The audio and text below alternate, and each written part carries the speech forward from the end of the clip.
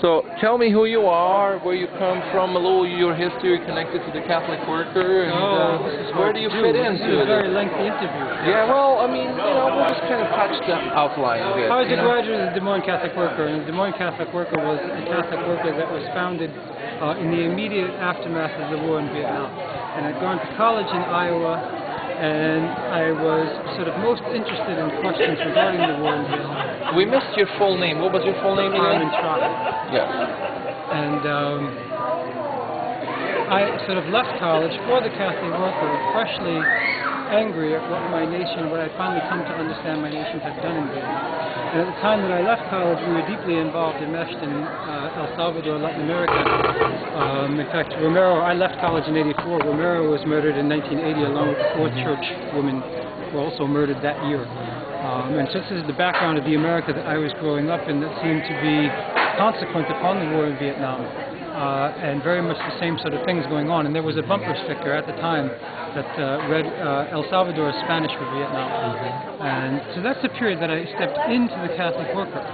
And I always said to people that when I got to the Catholic Worker, it was as though for a long time I had been whistling my own tune, a little ditty that I'd made up in my own mind and heart. And when I got to the Catholic Worker, the miracle was that all of the people there were whistling the tune that I thought I had created. And so I fell into what was a very lovely There was a whole orchestra waiting for you to play in. That's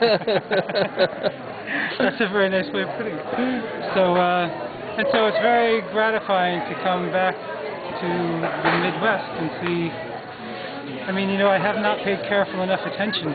And throughout these years, you have been involved with the Catholic Worker. So where are you now, and what are you doing out wherever you are? I'm back at the New York Catholic Worker.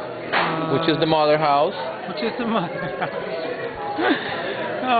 And which does have, you could call it the mother house. It has, there's so many people here like Brian Terrell, who has a living memory of Dorothy Day. One of the things about the New York Worker is that there is a living memory of Dorothy Day and a number of the people who are still there. And yet, I don't say the memory doesn't exist, but in a certain way, in reality, those who had real memories of Dorothy and living with her are slowly fading away. They're slowly fading. The number is few. The stories are not fewer. In fact, we probably have to draw it out of the folks that we have with greater passion or I hope there's somebody out there making movies and conducting interviews. I'm sorry? I hope there's somebody there making movies and conducting interviews. No. There is, I'm sure. Point. Well, we'll have to bring you around. There you go. Frank Donovan and Jane Salmon, Roger O'Neill, and Brian Terrell, who's here. Brian's got a history of a relationship with Dorothy that's kind of precious and enlightening every time you talk to him about the history. Right.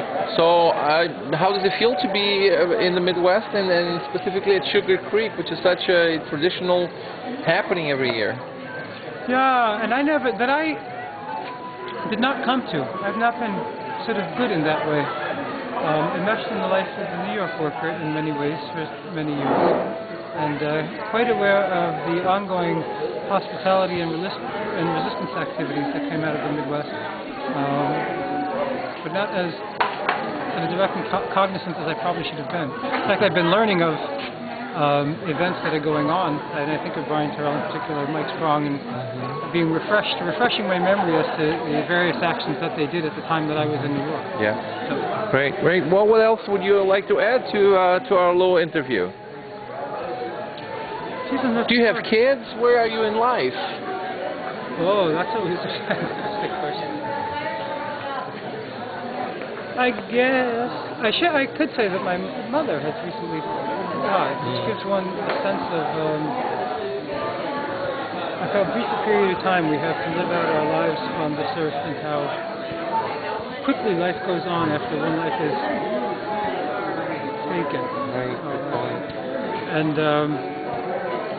I think there are a lot of people here who've made a lot of serious decisions about how they want to live their own lives, and that there is a vision, that there is a daily yearning on the part of the people that are gathered here for something much more akin to the kingdom of God.